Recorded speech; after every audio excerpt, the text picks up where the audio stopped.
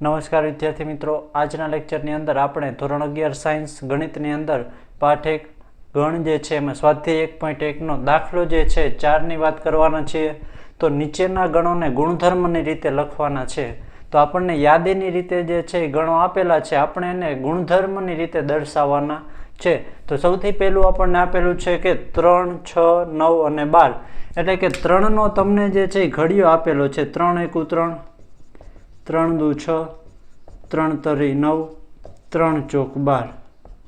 તો જો 3, 6, 9 અને 12 આટલું આપેલું છે, એનો મતલબ 3નો ગુણક છે। તો પહેલાં તો જે છે 3 આપેલા છે, પછી 1, 2, 3 અને 4 વડે ગુણેલા છે, એટલે આપણે એને ધારી લઈએ કે ચલ જે છે એ n છે। તો 3નો ગુણક છે કાંઈ પણ, અને 3n ક્યાં સુધી છે? 1 થી 4 સુધી છે। તો અહીંયા n જે છે એ 1 થી 4 સુધી છે।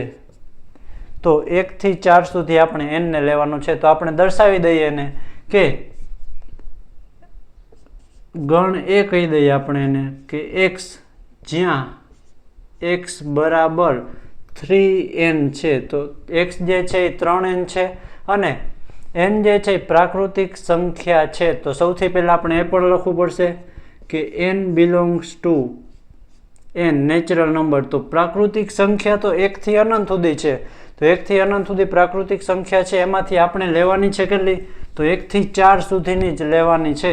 તો આપણે આને જે છે લખશું 1 less than or equal to n less than or equal to 4।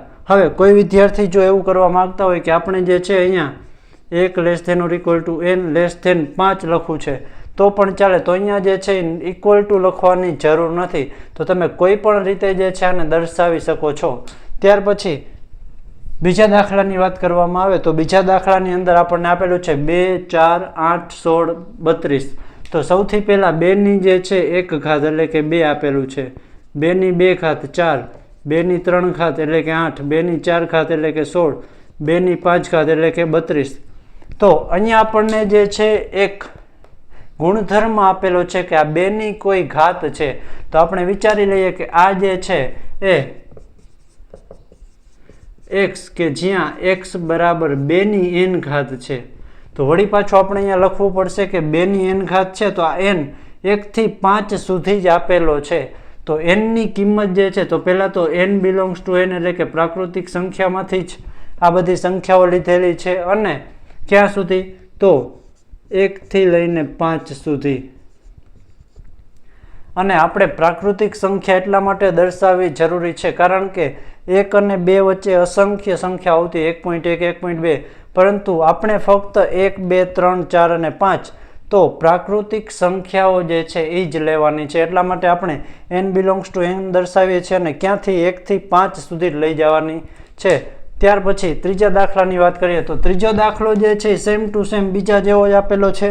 તો અહીંયા 5ની 1 ઘાત છે, 5ની 2 ઘાત, 5ની 3 ઘાત અને 5ની 4 ઘાત।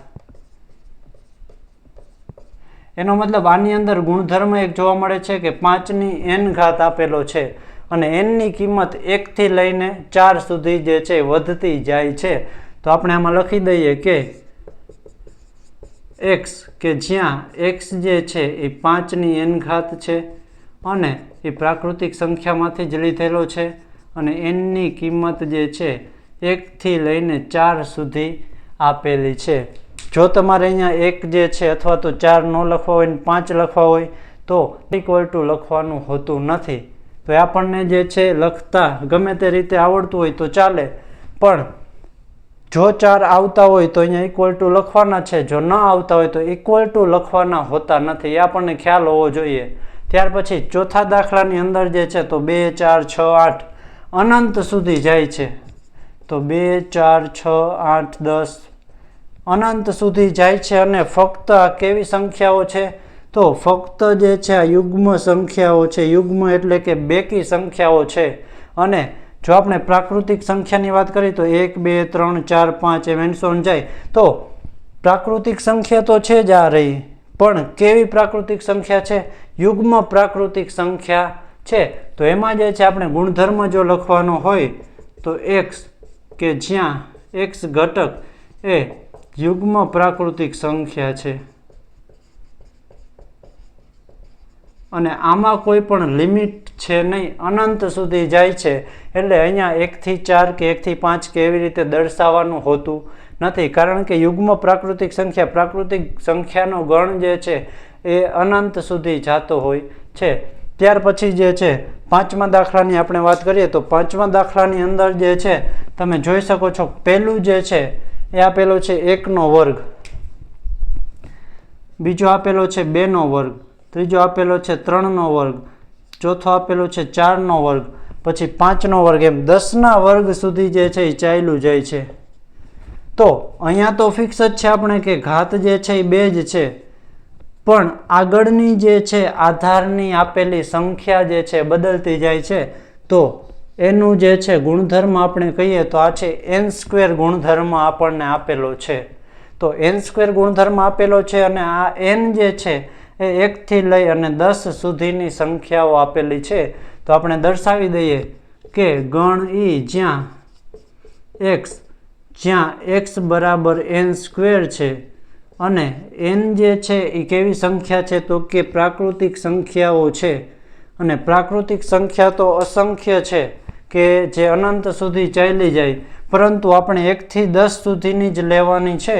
તો આપણે અહીંયા એ પણ કન્ડિશન લઈ દઈએ કે n જે છે એ 1 અથવા 1 થી મોટો અથવા તો 10 અને 10 થી નાનો જ હોવો જોઈએ. તો આપણને જે આ 5 સંખ્યાઓ આપેલી હતી યાદીની રીતે, એને આપણે એક ગુણધર્મ જે છે એના આધારે ગોઠવવાનું હતું.